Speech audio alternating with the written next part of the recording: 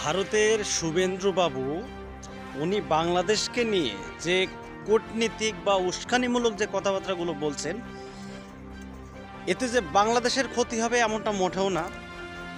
এতে কিন্তু ক্ষতি হচ্ছে ভারত। কারণ আপনারা দেখেছেন বিগত 10 দিনের মধ্যে কলকাতার যে অবস্থা, মানে পশ্চিমবঙ্গের যে অবস্থা, খুবই ভয়ানক অবস্থা। তাদের অর্থনীতির দিক থেকে কিন্তু তাদের অনেক ঘাটতি হয়ে যাচ্ছে। এবং কলকাতার যেসব মানে যারা ব্যবসায়ী, এরাও ক্ষতিগ্রস্ত হচ্ছে। তারা বলছে বাংলাদেশে কোনো ভিসাই দেবে না, পেঁয়াজ দেবে না, আলু দেবে না, বাংলাদেশের লোকেরা সব না খেয়ে মরবে। তো দেখুন, আমরা কিন্তু ঠিকই চলছি, ভারত দিচ্ছে না, কোনো সমস্যা নেই। আমাদের বাংলাদেশে কিন্তু এর ফলন কিন্তু আমরা ফলাচ্ছি, পেঁয়াজ, আলু, সরিষে। এই যে দেখতে পাচ্ছেন আমার চারিপাশে কিন্তু সরিষা, চারিপাশে সরিষা, যেদিকে তাকাবেন সেই দিকেই সরিষা। আমাদের বাংলার লোক কিন্তু জানে, ফলন ফলাতে জানে। শুভেন্দ্রবাবুকে বলতে চাই, উনি যে উস্কানিমূলক কথাবার্তাগুলো বলছেন মিডিয়াতে, বাংলাদেশে নাকি এই পর্যন্ত 600 মন্দির ভাঙা হয়েছে এবং 300 হিন্দুকে মারা হয়েছে এবং 200 নারীকে ধর্ষণ করা হয়েছে। তো আমি 600 মন্দির না, আমি শুভেন্দ্রবাবুকে বলতে চাই, উনি দেখাক, হাতে গুনে উনি দেখাক যে বাংলাদেশে 10টা মন্দির ভাঙা হয়েছে কিনা।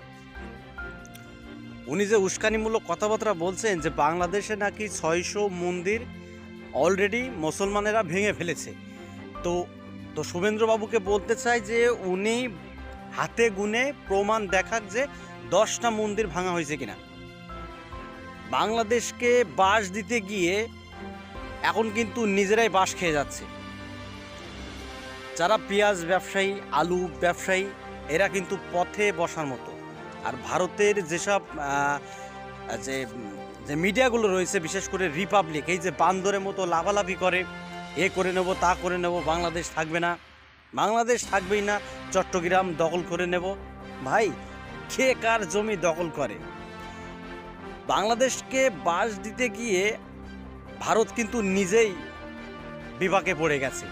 তো আমি শুভেন্দ্রবাবুকে বলতে চাই যে প্লিজ আপনি এরকম ভারতে বসে মিডিয়ার সামনে উস্কানিমূলক কথা বলবেন না। এতে কিন্তু দুই বাংলারই ক্ষতি হবে, ঠিক আছে? বেশি ক্ষতি হবে কিন্তু ভারতেরই।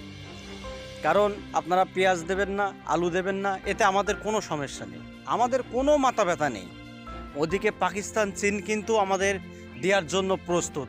আর আমরা বাংলাদেশিরা কিন্তু এখন ফলন ফলাতে জানি। দেখুন, সব দিকে সরিষা আর সরিষা, সব দিকে সরিষা। আপনারা আমাদেরকে ভাতে মারতে পারবেন না ভাই, ঠিক আছে? কারণ আমাদের বাংলাদেশ ছোট হলেও কিন্তু আমাদের যথেষ্ট আছে।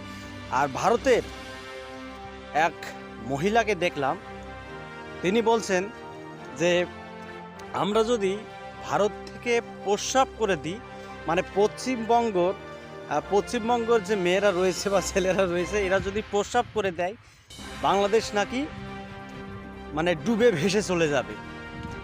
তো এখন কাদের প্রস্রাবে কারা ভেসে যাচ্ছে এখন তো দেখাই যাচ্ছে। তো আমি শুভেন্দ্রবাবুকে বলতে চাই এবং ভারত মিডিয়াদেরকেও বলতে চাই, আপনারা এরকম কোনো কথাবার্তা বলবেন না, উস্কানিমূলক কথাবার্তা বলবেন না, যাতে আপনারা তো মানে ক্ষতিগ্রস্ত হচ্ছেন, তার ফলেও কিন্তু এতে দুই দেশেরই মানে ক্ষতি হবে। তো যাই হোক, তো আজকের ভিডিওটা এখানেই শেষ করছি। অবশ্যই আপনারা কমেন্টে মতামত জানাবেন।